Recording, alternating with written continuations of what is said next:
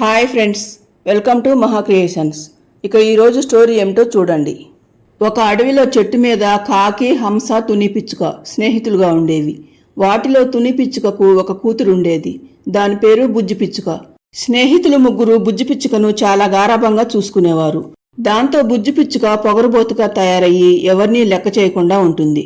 ఒకరోజు కాకి తన స్నేహితుల దగ్గరికి వెళ్లి వస్తుండగా బుజ్జి పిచ్చుక ఒక్కటే ఎక్కడికో వెళుతూ కనిపిస్తుంది. అప్పుడు కాకి దానితో, బుజ్జి, ఒక్కదానివే ఎక్కడికి వెళ్తున్నావు? ఈ చుట్టుపక్కల ప్రదేశం అంత మంచిది కాదు. ఇక్కడ గ్రద్దలు తిరుగుతూ ఉంటాయి. నేనంటే ఎలాగోలా తప్పించుకోగలను.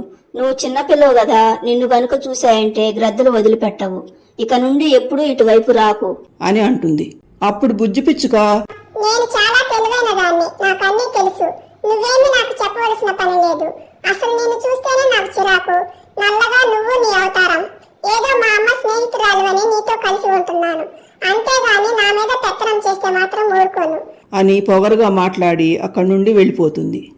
దాంతో కాకికి బాధ అనిపించినా చిన్నపిల్ల కదా, తెలియక మాట్లాడుతుందిలే అని సరిపెట్టుకుంటుంది. ఇంటికి వెళ్లిన తరువాత తన స్నేహితురాలితో బుజ్జి పిచ్చుకను తను చూసిన ప్రదేశం గురించి చెప్పి ఇంకెప్పుడూ అటువైపు వెళ్లనివ్వకని చెబుతుంది. తర్వాత తుని పిచ్చుక తన కూతురుతో, పెద్దవాళ్ళు చెప్పిన మాట వినాలి. నువ్వు చిన్నపిల్లవు, ఇంకెప్పుడు ఒంటరిగా బయటకు వెళ్ళకు. నీకు ఎప్పుడైనా బయటకు వెళ్ళాలనిపిస్తే మా ముగ్గురిలో ఎవరో ఒకరిని తీసుకుని వెళ్ళు అని మందలిస్తుంది. కానీ పొగరుబోతు బుజ్జి పిచ్చుక మాత్రం, నాకన్నీ తెలుసు, నేనెక్కడికైనా ఒంటరిగా వెళ్లగలను, రాగలను అని మనసులో అనుకుని తన తల్లి తనను మందలించటానికి కారణం కాకేనని కాకి మీద ఇంకా కోపం పెంచుకుంటుంది.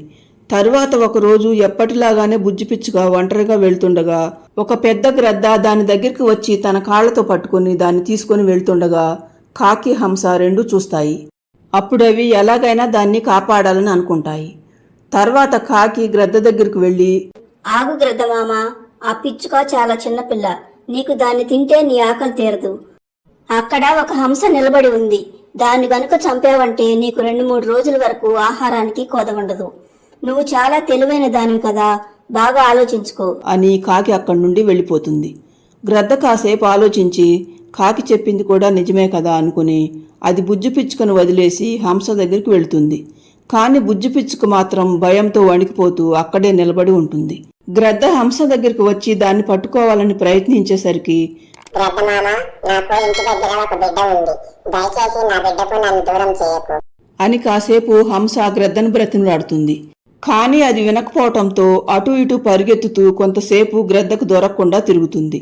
ఈలోగా కాకి తన స్నేహితులను చాలా మందిని తీసుకుని వస్తుండటంతో కాకులన్నీ కలిస్తే తన పనైపోతుందనుకుని భయపడ్డ గ్రద్ద అక్కడి నుండి ఎగురుకుంటూ పారిపోతుంది.